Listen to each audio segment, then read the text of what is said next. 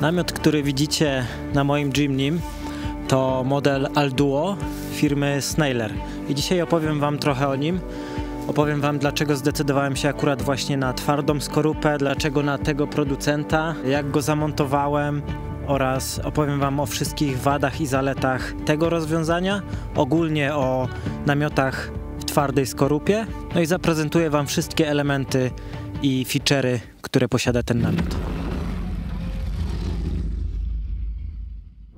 Przyznam się, że początkowo nastawiałem się bardziej na namiot dachowy w tej postaci namiotu rozkładanego na bok i tego w miękkiej skorupie. Natomiast im dłużej o tym czytałem, im bardziej analizowałem to, tym bardziej byłem przekonany właśnie do twardej skorupy. Na początku myślałem, że fajnie jest mieć ten namiot w miękkiej skorupie z wielu powodów. Chociażby z tego, że jest on zdecydowanie tańszy i podobało mi się to, że rozkładanie go na bok tworzy nam taką dodatkową jakby markizę, pod którą możemy się na przykład schować w przypadku dużego słońca albo deszczu. Natomiast po takich głębszych analizach doszedłem do wniosku, że to i tak markizę nie zastąpi, a kiedy chcemy się na chwilę schować na przykład w cieniu, no to rozkładanie namiotu nie ma sensu, więc jakby ten plus, który myślałem na początku, no on tak naprawdę nie istnieje. Później jak zacząłem analizować, ile czasu zajmuje i jak duży poziom skomplikowania jest rozkładania miękkiego namiotu, no to coraz mniej mi się to zaczynało podobać. Ponieważ w przypadku namiotu w miękkiej skorupie, no to najpierw musimy odpiąć pasy, które trzymają pokrowiec w ogóle na namiot. Później musimy ten pokrowiec ściągnąć. Gdzieś go by wypadało dać. Jak się go nigdzie nie da, no to on wisi tak jak szmata na samochodzie. Te paski też gdzieś się walają. Wszystko to przeszkadza. Później rozkładanie tego namiotu, no to też zajmuje powiedzmy 3 minuty, co i tak nie jest dużo, ale jednak jest to jakaś część roboty. Jeśli robimy to codziennie, rozkładamy ten namiot, składamy go, no to może to być męczące. Tutaj dla kontrastu taki namiot w twardej skorupie, no to rozkładamy tak naprawdę w 15 sekund. To jest naprawdę odbezpieczenie tylko 2 klam i pociągnięcie namiotu do góry i on się sam rozkłada i to jest wszystko. Otwieramy go w 15 sekund i jest gotowy do użycia. Więc to mi się na pewno zdecydowanie bardziej podobało. Ja też lubię takie rozwiązania, które jakby wymagają jak najmniejszego nakładu pracy, więc przestałem zauważać plusy namiotu miękkiego. I coraz bardziej zacząłem się przekonywać do twardej skorupy. Ostatecznie padło na ten namiot firmy Snailer. Jest to słowacka firma. Także tutaj w tym przypadku całą jakby kontrolę jakości, produkcji i tak dalej mamy kontrolowaną przez słowacką firmę, która stara się jakby nie wychodzić na rynek z 1000 produktów, tylko zacząć od 1, 2 i bardzo dobrze je dopracować. Oni też bardzo fajnie słuchają feedbacku. Ja jeżdżąc z tym namiotem dałem im trochę feedbacku, które rzeczy można poprawić i już za 3 miesiące, bo teraz jest grudzień 2024 roku, już w lutym, w marcu będzie nowa wersja tego namiotu, więc pewnie jak to oglądacie, no to już ten nowy namiot jest w sprzedaży i tam jest parę ulepszeń, o których na pewno powiem w dalszej części filmiku. Kiedy researchowałem temat namiotów sprzedawanych w Polsce, no to często było tak, że one są promowane jako polski produkt, 100% i tak dalej, ale kiedy już się zaczyna wymiana mailowa i zacząłem zadawać pytania jakieś takie konkretniejsze, no to okazuje się, że te namioty po prostu są sprowadzane z Chin i często nie są w jakiś sposób większy kontrolowane i ta jakość może być różna. No tutaj w tym przypadku to też częściowo są produkty produkowane w Chinach, jak to zresztą teraz wszystko jest produkowane w Chinach, ale tutaj przede wszystkim firma Snailer sobie wzięła za zadanie, żeby dobrze kontrolować tą jakość i nie dopuszczają do czegoś takiego, żeby gdzieś jakiś element był wadliwy albo jakiś niedoskonały w konstrukcji. Później na przebitkach pokażę wam wszystkie te detale, jak ten namiot jest w ogóle zbudowany. Jest to bardzo fajnie przemyślana konstrukcja i widać, że jest dużo takich elementów przeanalizowanych zlokalizowanych od innych producentów i wszystkie takie potencjalne minusy, które można spotkać w namiotach w twardej skorupie, no to tutaj są raczej wyeliminowane. Jak na taką skorupę to jest naprawdę fajna, niska waga, ponieważ często te namioty są dużo cięższe, są całkowicie zbudowane na przykład z aluminium. Tutaj nie wszystkie elementy są z aluminium, te łączniki na przykład na rogach, one są plastikowe, przez co obniżamy masę całego produktu, ale dalej jest to plastik bardzo wytrzymały i no nie ma potencjalnie szans, żeby cokolwiek się z tym stało. Z zewnątrz budowa tego namiotu jest bardzo fajna, ponieważ ma tutaj takie szyny i na dolnej i na górnej części. Na dolnej są dwie, na górnej jedna i do tych szyn można sobie wsunąć na przykład jakieś właśnie haczyki montażowe. Gdybym nie miał stelaża dachowego, pewnie zamontowałbym sobie tutaj cały system oświetlenia, więc potencjalnie jest to namiot taki, do którego możemy doczepić dużo różnych fajnych elementów. Tak jak też widzicie, są zamontowane railingi. Na tych railingach obecnie wożę sobie deski ratunkowe. Czasem się tam przydaje włożyć coś więcej. Można zamontować skrzynię. Naprawdę tutaj jedynie nas wyobraźnia ogranicza, co chcemy domontować i z której części namiotu, więc to jest bardzo fajne. Domyślnie tutaj też w zestawie są takie haczyki oraz dwie torby, na przykład na buty. I to jest bardzo fajne, jeśli jesteśmy w namiocie, wchodzimy sobie po drabinie w butach, a później ściągamy buty i wrzucamy do takiej torby. Ta torba jest nieprzemakalna, z dołu ma siateczkę, dzięki czemu potencjalnie jakieś tam błoto czy coś z butów nie zbiera się w środku, tylko sobie zleci. Od góry tutaj deszcz nie przemoczy nam żadnych rzeczy. Dwie takie torby, bardzo fajna sprawa. Tutaj są zamontowane jeszcze takie zaczepy, na które zarzucamy drabinę. Akurat drabiny teraz nie mam ze sobą, ponieważ mam drabinkę przymocowaną na stałe do samochodu i najczęściej w sumie z niej korzystam. U mnie namiot zamontowany jest na bagażniku dachowym Frontrunnera. Zamontowany praktycznie w kilka minut, nie było większego problemu. Oczywiście trzeba to robić w dwie osoby, żeby go wrzucić na dach. Jest on przymocowany tam 4 klamrami i bardzo dobrze się to trzyma. Jest oczywiście możliwość, jeśli ktoś nie ma takiego bagażnika dachowego, jest możliwość, żeby zamontować ten namiot bezpośrednio na dachu. Namiot na tym bagażniku jest zamontowany w ten sposób, że do namiotu na stałe od dołu przykręcone są dwie belki i te belki są zamontowane, zaczepione takimi klamrami do tych belek poprzecznych, więc ciężar rozkłada się na całą długość, nie jest on tylko w 2 punktach, tylko całe te dwie belki idą przez długość bagażnika. Natomiast ten element jest wystający. Tutaj była taka milimetrowa szpara i to, co ja sobie zrobiłem, żeby nie mieć ewentualnie jakiegoś tam dźwięku z wibracji, ani jakiegoś gwizdu, gdyby tu gdzieś powietrze jakoś tak wlatywało, no to jeszcze do tej szyny z bagażnika włożyłem sobie tutaj taką gumową listwę i cały namiot jakby w tym miejscu jest oparty o tą listwę, więc nie ma szans na jakieś tam gwizdy, ani potencjalne jakieś dźwięki od wibracji. Tak samo jest zrobione z tyłu. Tutaj jest taka cieniutka listewka gumowa. Ja wychodziłem początkowo z założenia, że potencjalnie będę ten namiot na przykład na zimę ściągał i zostawię sobie stelaż, na którym będę miał skrzynki i różne inne rzeczy. Natomiast ostatecznie jeżdżę już z nim rok i nie ściągnąłem go ani razu. Z 2 powodów. Po pierwsze, on tak naprawdę nie przeszkadza mi podczas jazdy. Idzie się przyzwyczaić. Oczywiście auto lekko osiada, natomiast ja mam zrobiony lift dwucalowy, dużo twardsze sprężyny, więc jest gdzieś kompensacja tego wszystkiego.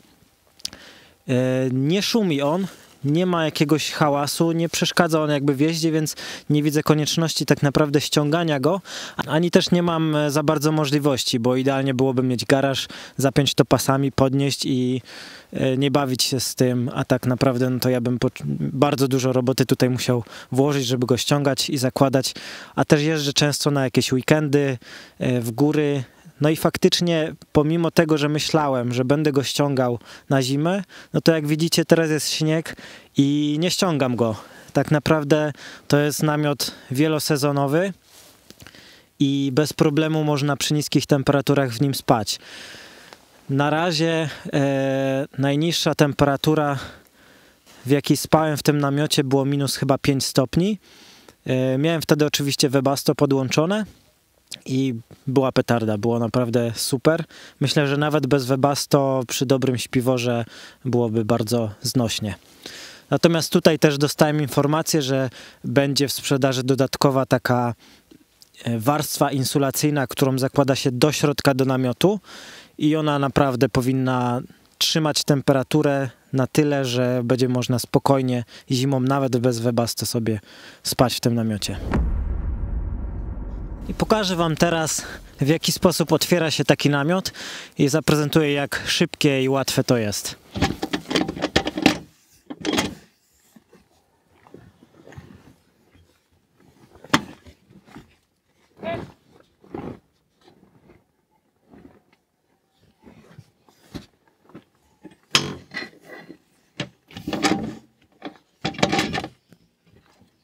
Pomimo mrozu i tego, że namiot dawno nie był rozkładany, to i tak siłowniki praktycznie same zadziałały. Wystarczyło pchnąć lekko go do góry i wszystko się rozłożyło. Dodatkowo trapy asekuracyjne razem ze stelażem na górze mają jakiś wpływ na obciążenie siłowników, to nie stanowiło to tutaj żadnego problemu. Dwa dodatkowe małe pałągi są rozkładane po to, aby wzmocnić tutaj ten nasz daszek. No i bez problemu można to zrobić z pozycji właśnie będąc na podłożu, nie trzeba wchodzić do namiotu, także fajne to jest, jeśli na przykład pada deszcz i potrzebujemy szybko sobie rozłożyć namiot i już mieć zadaszenie, wskoczyć tam w taki sposób, żeby nie zmoczyć niczego, co jest w środku. Więc teraz pokażę wam z bliska i w środku, jak to wygląda. Ten namiot posiada 3 wejścia, którymi możemy wejść lub mogą one służyć jako okna. Wszystkie 3 posiadają podwójne ścianki. Te boczne mają siatkę na zewnątrz, dzięki czemu będąc w środku możemy sobie kontrolować, czy chcemy zamknąć widoczność, żeby nikt nas na przykład z zewnątrz nie widział, lub po to, aby chronić nas przed wiatrem. Natomiast ta zewnętrzna jest po to, że jeśli chcemy sobie na przykład latem, kiedy jest ciepło, środkową warstwę chowamy, zostawiamy tylko siateczkę i jest fajnie przewiewnie. Jeśli jest na przykład bardzo ciepło, najlepiej otworzyć sobie 2 przeciwne strony, wtedy mamy bardzo fajny przewiew. Natomiast jeśli jest trochę chłodniej, możemy zostawić siatki, które i tak mimo wszystko bardzo dobrze chronią przed wiatrem i trzymają tą temperaturę. To nie jest taka siatka, przez którą z łatwością wiatr przewiewa. Więc możemy sobie na przykład otworzyć tą stronę, boczne mieć zamknięte i mamy wtedy fajnie rzeźko w namiocie, ale nie ma żadnego wiatru. To jest bardzo fajna kombinacja. Zimą najlepiej pozamykać boczne strony i ewentualnie, jeśli mamy dobry śpiwór Webasto, można sobie odkryć tą warstwę, zostawić samą siatkę, dzięki czemu mamy fajny wgląd na przykład na jakieś śnieżne widoki, możemy oglądać gwiazdy, możemy bez wychodzenia z namiotu oglądać wschód słońca. I przez tą siatkę tak naprawdę dużo powietrza zimnego nie wchodzi, no bo nie ma takiej cyrkulacji, jak gdybyśmy otwarli sobie przeciwstawne okna. Daszek chroni nas fajnie przed deszczem, więc w momencie wejścia do namiotu możemy sobie usiąść, ściągnąć jeszcze buty i nie zmoknąć, także naprawdę fajnie się to sprawdza. To, co jest na pewno warte też uwagi, czego nie ma w większości innych namiotów, jest to, że każdy z tych elementów jest modułowy. To znaczy, że możemy sobie odpiąć dowolną część namiotu i albo się jej po prostu pozbyć, jeśli nie chcemy z jakiegoś powodu, albo, co ważniejsze, w przypadku na przykład uszkodzenia czegoś, możemy bez problemu wymienić sobie jedną małą część i jest to na pewno dużo tańsze niż oddawanie całego namiotu do naprawy. Także każda z tych ścian, ta boczne, ten element zadaszenia, to wszystko są osobne elementy pospinane zamkami.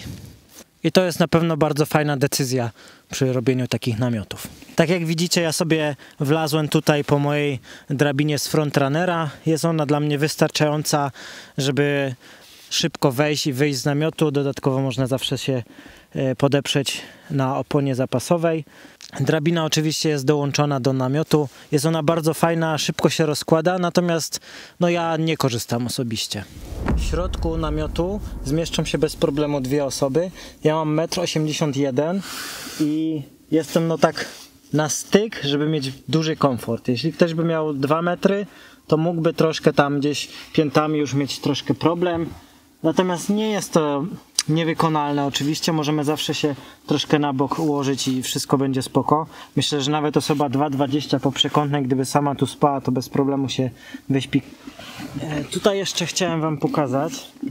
Na zewnątrz jest taki wywietrznik, którym wpada nam teoretycznie tędy powietrze. Z drugiej strony jest oczywiście taki sam i ma to na celu troszkę pozbycie się efektu kondensacji powietrza, czyli chodzi o to, żeby jakiś przewiew powietrza był w namiocie, wtedy nie będzie się nam skraplać woda na ścianach. Tak jak widzicie, tutaj troszkę to jednak mam oklapnięte. Tu jest taki twardy materiał, który teoretycznie powinien być sztywny, ale przy częstym składaniu namiotu on po prostu w moim przypadku tutaj się wgiął i został taki wgięty. Nie jest to jakiś duży problem. W nowej wersji troszkę to już będzie inaczej zaprojektowane. Z tego co wiem. Mamy fajne takie kieszonki. Do tych kieszonek można sobie tam włożyć różne elementy przed spaniem, które chcemy mieć zawsze ze sobą. Jest bardzo fajna siatka zamontowana. W nowej wersji ona chyba będzie też bardziej naprężona, ponieważ tutaj moja już jest troszkę taka luźna, więc jeśli tam wrzucą dwie osoby ciuchy, no to ona troszkę zaczyna schodzić w dół i no może przy jakimś wierceniu się przeszkadzać w nogi. Natomiast myślę, że to jest kwestia tylko troszkę większego naprężenia tej siatki i ten feedback też już Snailer ma, więc na pewno się do tego odniosą. Mamy tutaj też fajną rzecz.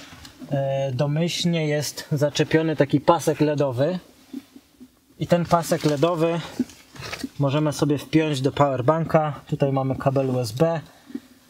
Tutaj sobie sterujemy. W tej wersji, którą miałam obecnie, no to światło po prostu świeci na biało, co też feedbackowałem, że lepsze byłoby troszkę cieplejsze światło, no bo przed spaniem takie mocno białe szpitalne światło to nie jest najlepsza rzecz.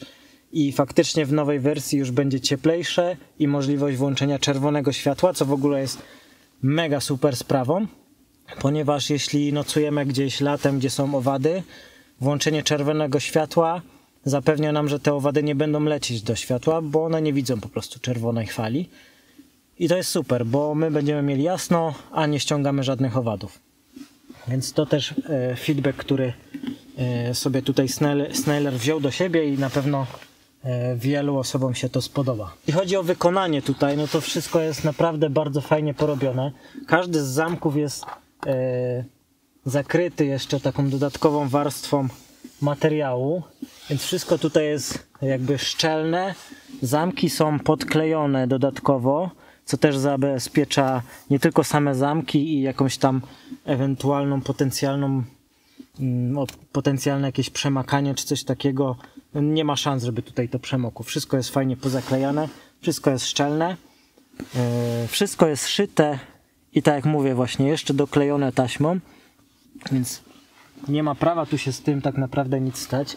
Tak jak wam pokazywałem, to jest ta wewnętrzna ściana i ja na przykład jak śpię w namiocie, no to reguluję sobie jakby też przewiew, czy to na ile powietrza chcę sobie wpuszczać w zależności od temperatury, no też w taki sposób, że sobie po prostu albo większy lufcik robię, albo mniejszy.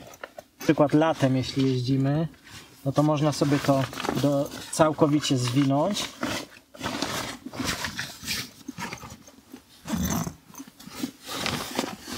I tutaj tymi zaczepami przytroczyć, no i nie będzie to nam w ogóle przeszkadzało. Teraz kilka słów o materacu, ponieważ to też jest fajna, ciekawa rzecz. jak researchowałem namioty różne, no to zazwyczaj nie tylko namioty były produkcji chińskiej, ale też materace. Natomiast tutaj Snailer, jak z nimi rozmawiałem, to oni właśnie nie byli zadowoleni z żadnej z tych chińskich jakości, więc produkują, znaczy z jakąś tam firmą, która produkuje materace, się dogadali i te materace są produkowane na Słowacji. To, co wyróżnia te materace między innymi, jest ich budowa. Składa się ona z 2 warstw. Analizując od zewnątrz, tutaj mamy bardzo fajny, przyjemny materiał. Tutaj jest materiał, który jest wodoszczelny, więc potencjalnie jeśli jakaś wilgoć zbierze się na dole namiotu, no to materac nam nie nasiąknie. To jest super ważne, żeby materac nigdy nie był mokry ani wilgotny, więc to na pewno nas chroni. Co więcej, mamy tutaj dodatkową warstwę taką z maty przeciwkondensacyjnej. To jest taki materiał, który jest bardzo twardy, jest taką pianką z dużymi otworami, ale on jest bardzo twardy, więc nawet jeśli się tutaj na tym położymy, to ona się nie ugina, przez co w środku tej maty krąży powietrze i potencjalnie jakaś wilgoć, gdyby się zebrała, no to jest w stanie ona odparować, a nie nasiąka nam materac. To są takie rzeczy, które często są pomijane, jeśli sobie będziecie analizować, jaki namiot dachowy wybrać, no to są elementy, na które warto zwrócić uwagę, ale mało kto o tym wie. Tutaj Snailer zrobił po prostu najlepszą możliwą opcję. No, lepiej się tego nie da zrobić.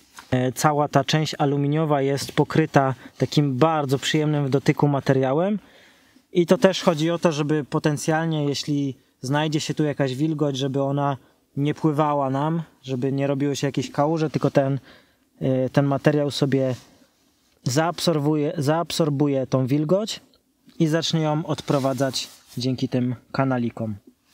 Tak samo górna część jest wyłożona tym materiałem i to też jest hiper ważne, żeby nie mieć surowej blachy w namiocie dachowym, ponieważ w przypadku samej czystej blachy aluminiowej, no to kondensacja zawsze następuje.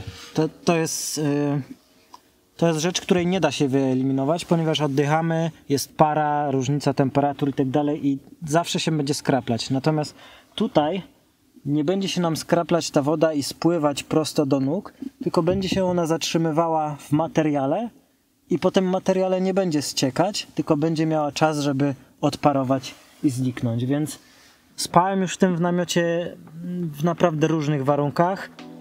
W dużych opałach, zimą, podczas deszczu, kiedy była wilgoć. Nigdy nie było tutaj problemu z tym, żeby materac namógł albo żeby któreś z ubrań było wilgotne. Także to, jeśli chodzi o komfort, to naprawdę jest petarda. No lepiej się tego nie da zrobić. Jeśli chodzi o komfort spania w namiocie dachowym, to dla mnie naprawdę ja wysypiam się lepiej w namiocie niż w domu własnym. To jest naprawdę mega dziwne, ale raz, że jest wygodnie, jakby mamy fajną kontrolę nad temperaturą, no śpimy w takich, no akurat nie w tych, bo tu jestem na jakimś polu, ale można spać w naprawdę fajnych warunkach, oglądać piękne zachody słońca, wschody, no i być cały czas wśród natury, więc no każdy możliwy wieczór, każdy możliwy weekend staram się spać gdzieś w tym namiocie i zdecydowanie lepiej niż w domu. Jeśli jesteście zainteresowani takimi namiotami, sprawdźcie w deskrypcji tego filmiku albo na moim blogu na podstronie z linkami afiliacyjnymi, czy akurat nie ma jakiejś promocji, ponieważ często Snailer będzie robił różnego rodzaju promocje tych namiotów. Możecie się też powołać na mnie, że jesteście z polecenia i może akurat traficie na jakąś fajną promocję. Składanie takiego namiotu w twardej skorupie jest również niemalże tak szybkie jak jego rozkładanie. Jedyne co musimy zrobić, to wyciągnąć nasze pałągi.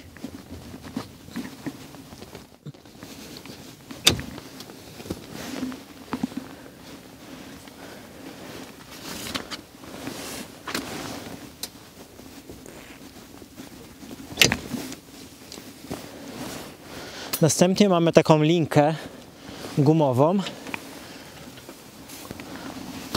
którą zarzucamy mniej więcej na połowę namiotu, po to, aby ściągnęła on cały podczas składania do środka. Nie musi to być idealnie zrobione, wystarczy to zarzucić. Tutaj mamy pas, on jest teraz tą linką ściągnięty, nie przeszkadza to w składaniu. Pociągamy bez praktycznie żadnego użycia siły. Następnie to, co nam zostało wypchnięte, dopychamy lekko rękami.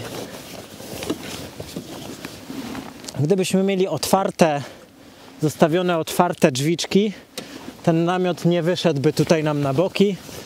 Wychodzi on dlatego, że bardzo dobrze izoluje powietrze, no i to powietrze, które tam było, wypchnęło materiał na zewnątrz. Wystarczy lekko ręką wszystko tutaj upchać. Zamykamy klamrami.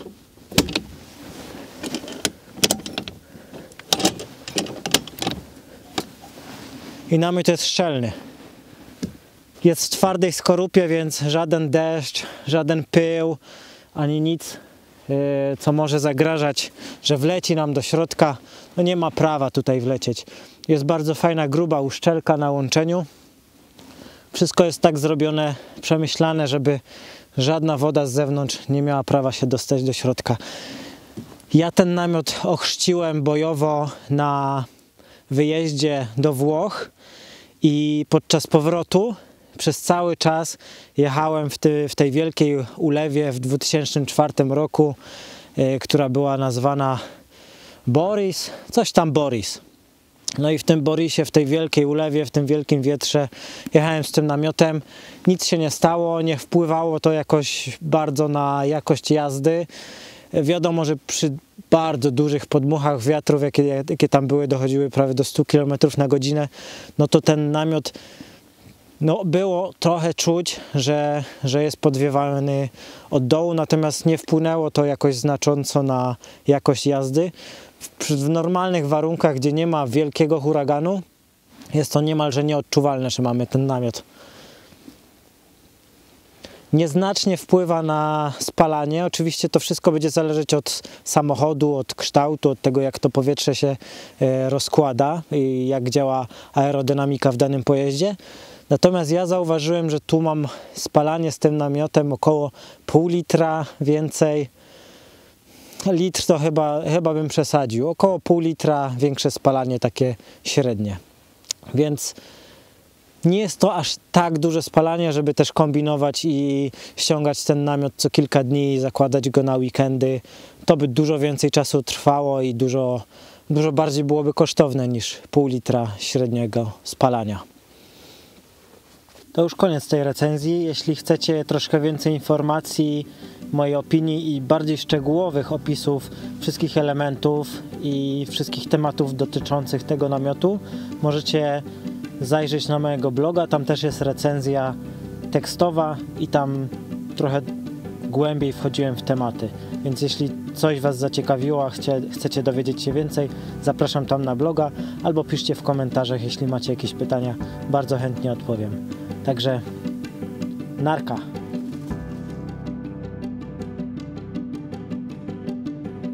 Teraz jest grudzień, natomiast w lutym wybieram się na rajd Transcarpathia Rally i jest to rajd z Polski aż do Rumunii. Będzie spanie przez 8 dni właśnie w namiocie, w temperaturach bardzo niskich, nawet minus 20 stopni, więc z tego rajdu też powstanie filmik i na pewno zobaczycie, jak ten namiot sprawdza się w takich bardziej ekstremalnych warunkach. Kiedy będę już miał też zupgrade'owaną wersję tego namiotu, no to zrobię jeszcze jakąś dodatkową, krótką recenzję pokazującą te wszystkie nowe elementy, te wszystkie nowe ulepszenia. No i będę już też po dłuższym czasie użytkowania, więc dam jakąś recenzję. Na razie nie mam żadnych obaw, nie mam żadnych elementów, które chciałbym wymienić. Wszystkie takie małe szczegóły, które można by byłoby ulepszyć, no to już są przekazane do Snailera. Już tak naprawdę są te wszystkie małe mankamenty rozwiązane. Wydaje mi się, że ten namiot będzie mi bardzo długo służył. Zapraszam na bloga, tam też macie recenzję i tego namiotu, ale też całego samochodu. Jeszcze bym tylko dodał, że jeśli w przypadku Jimniego, jeśli decydujecie się na namiot albo w ogóle zwiększanie wagi pojazdu, no to warto sobie też zainwestować w zawieszenie. Nie wiem, jak to jest w przypadku innych samochodów, pewnie w jakieś osobówki i tak dalej. Nie będzie to jakoś problematyczne, jeśli chodzi o zawieszenie i dołożenie takiego namiotu, no bo to jest waga, powiedzmy, jednego pasażera. Natomiast z Jimnym po prostu zawieszenie to fabryczne jest fatalne, no i nie jeździłem z namiotem dachowym na tym zawieszeniu, ale jeździłem po prostu na tym zawieszeniu i ono już samo w sobie bez żadnego obciążenia samochodu było beznadziejne, więc jeśli macie Jimniego, na pewno warto zainwestować w zawieszenie i dzięki temu będziecie bez problemu jeździć z takim namiotem dachowym. Jeszcze przy okazji kręcenia tego filmiku krótkie ogłoszenie parafialne. Jeśli bylibyście zainteresowani wspieraniem mojego całego projektu, bloga, tych wszystkich recenzji i wypraw, zapraszam do mnie na stronę, gdzie możecie kupić na przykład wysokiej jakości ubrania termiczne albo merch, taki jak na przykład ta czapka z Adidasa z logiem ADV Anywhere Team. Także serdecznie zapraszam do wspierania, subskrybowania i dajcie znać w komentarzach, co myślicie o spaniu w namiocie dachowym. Czy praktykujecie, czy chcielibyście praktykować, a może zrezygnowaliście z jakiegoś powodu. Cokolwiek to jest, dajcie znać w komentarzach. Chętnie podyskutujemy.